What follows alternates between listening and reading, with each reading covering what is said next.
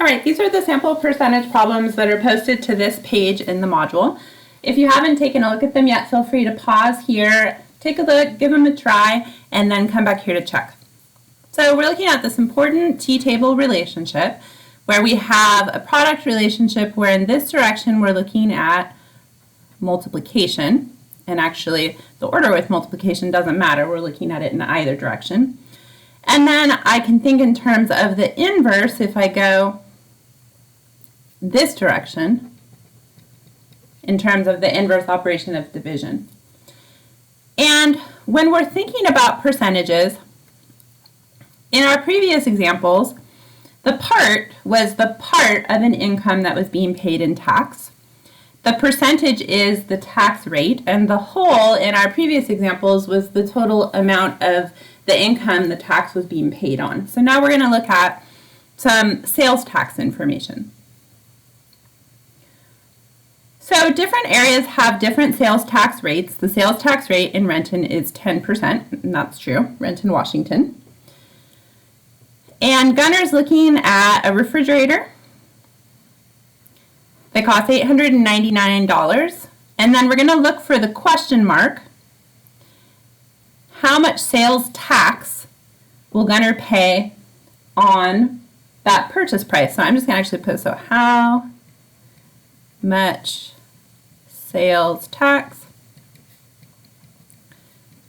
will Gunner pay if they buy this refrigerator right here for $899?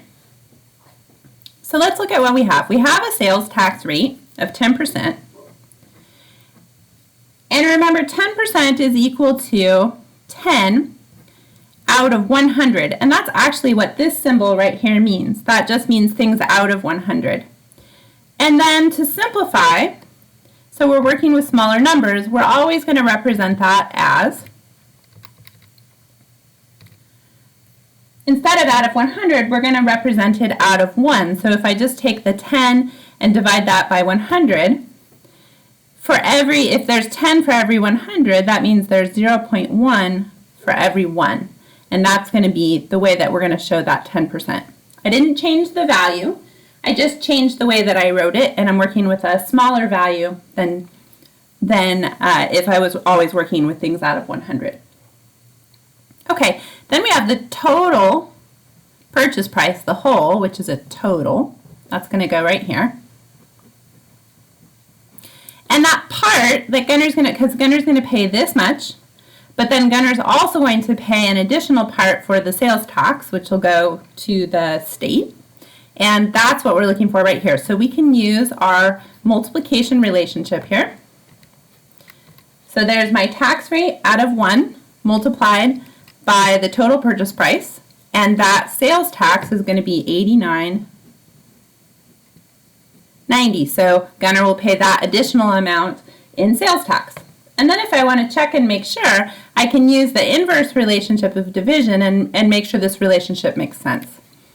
So I have $89.90. If I divide that, now using the inverse relationship, by our tax rate out of $1, you can see I get $8.99. That's the purchase price.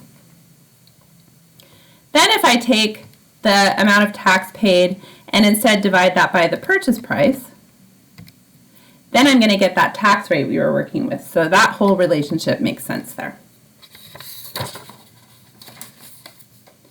All right, let's look at the question and see what information we have here. So here's the question mark. What is the sales tax rate in Vancouver, Washington? So I'm going to make a prediction that now we're missing the percentage, and this is going to be the thing that we're finding. So let's look at what other information we have. Okay, they paid $58.80 in sales tax. Remember, the amount paid in tax is the part. So that's going to go there. And then the whole, or the total, which goes here, is that $700. And then I'm looking for the sales tax rate. So we're going to use the inverse relationship to multiplication, which is division, shown by our t-table here. And we have this tax rate of 0.084, which is really 0.084 out of 1.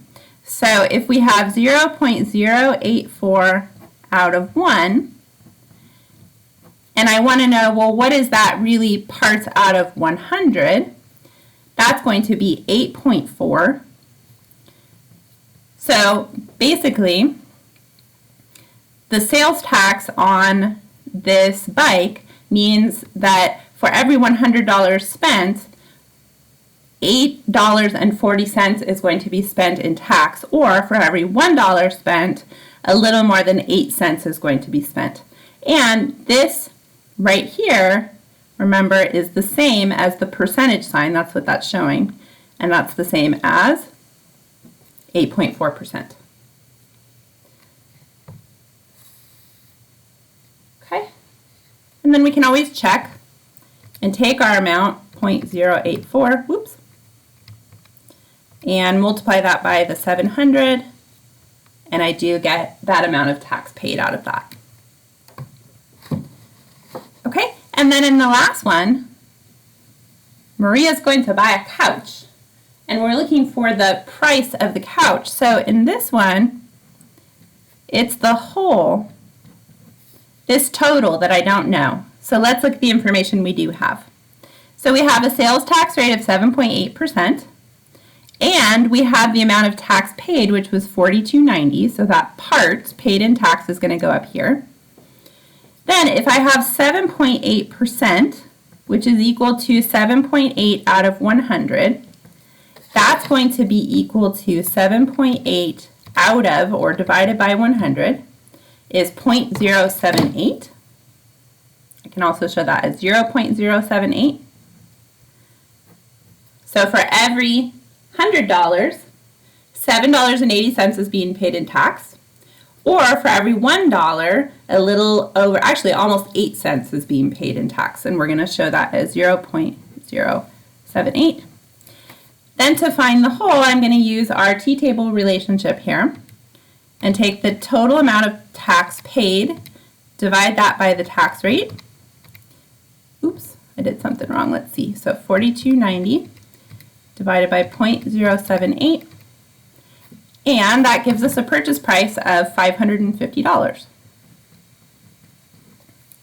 And then I can check that out, make sure it feels good, makes sense. I can use the multiplication relationship to check it, and then I get that sales tax rate, or I can use this relationship or this relationship, and that's what we did before, but I can also look at the answer that we got for the total, and I get the tax rate. So it all looks like a good relationship that works out any way that I do it.